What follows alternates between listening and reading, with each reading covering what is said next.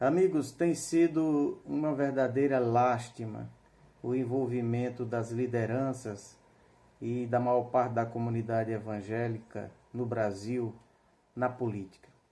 Eu não sou daqueles que pensam que os religiosos não devem se meter na política, apesar que Max Weber, grande sociólogo alemão, dizia que quem se metia na política fazia um verdadeiro pacto com o demônio.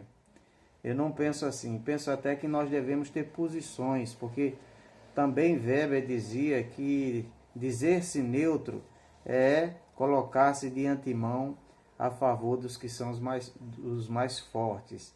Então eu prefiro as orientações do saudoso Robson Cavalcante, teólogo, professor universitário e pastor aqui de Recife, já falecido, que escreveu livros e teve um papel importante em certa época, não é?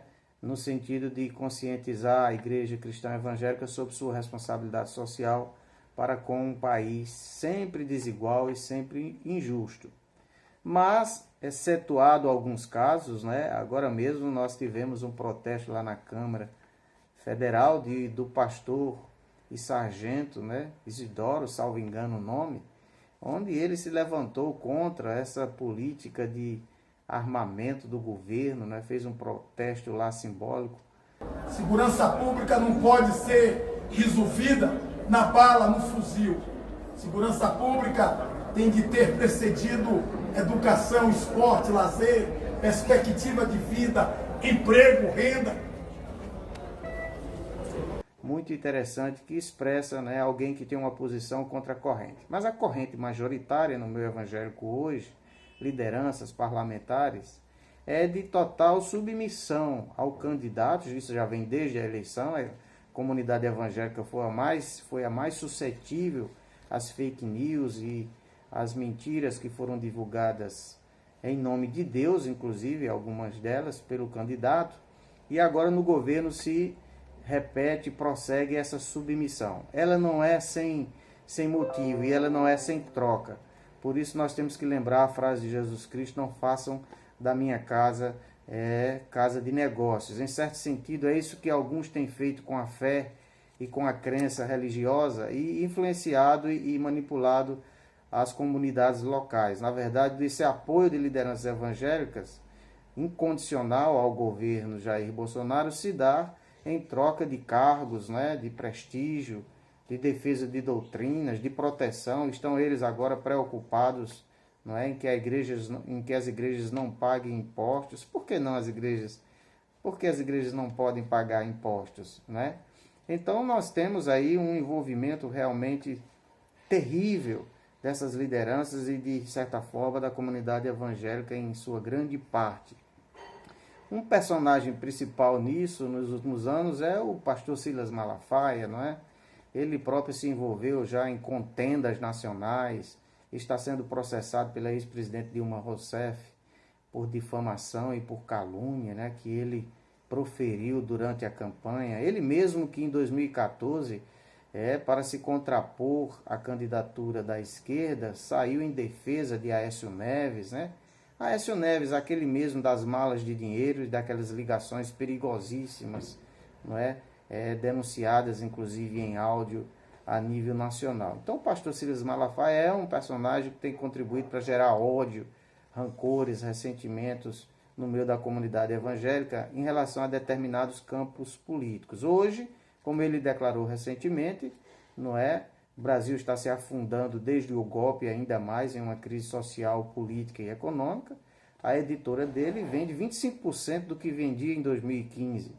Então o quadro é desolador, não é? E tende a ser pior para as pessoas que estão comprometidas com este governo. E eu pergunto, as pessoas cristãs evangélicas comprometidas por quê? Qual dessas medidas e dessas políticas do governo Jair Bolsonaro nós podemos associar com algum princípio cristão? Vejam, hoje existem pessoas, pastores nas redes sociais, justificando o armamento, buscando na Bíblia justificativas para se armar as pessoas. Veja o nível de fanatismo, né, de irracionalidade a que chegou né, determinado tipo de liderança. Pessoas estão nas redes sociais utilizando a Bíblia para justificar a política de armamento do governo Jair Bolsonaro. Mas eu pergunto, o que é defensável? O que é que tem a ver com os princípios cristãos nesse governo? A opção preferencial pelos ricos? Desejar a morte de bandidos? Armar a população? Adotar Olavo de Carvalho como guru, como mestre? Autorizar o agronegócio a despejar mais veneno no campo? Intimidar fiscais do meio ambiente? Diminuir os direitos dos mais fracos, que está claro na reforma da Previdência? Cortar investimentos em educação? Ameaçar reservas indígenas, não é? Se associar a milicianos, como comprovadamente está mostrado? Perseguir minorias, eliminar inimigos políticos, eles devem ser eliminados, espalhar mentiras nas redes sociais, exaltar torturadores e ditadores, negar a história, governar à base de fofocas, de crises e de confusões, como o próprio general recém-demitido disse que é o que está acontecendo, não é, nesse governo. Defender um juiz que exerceu parcialidade, que promoveu a injustiça, que fez um conluio com procuradores para condenar alguém sem provas e sem a obediência ao devido processo legal, não é? Enriquecer por meio de nepotismos, rachadinhas e funcionários fantasmas. Quais dessas pautas, quais dessas práticas e desses valores estão associados ao cristianismo? Não façam da minha casa de negócios. Os princípios cristãos e bíblicos, eles são inegociáveis. E nós vamos estar na trincheira, vigilante, para dizer que não está certo isso, que as pessoas que estão se comprometendo com isso vão pagar um preço alto. Nós esperamos que o amor e que a verdade se encontrem. Um abraço a todos.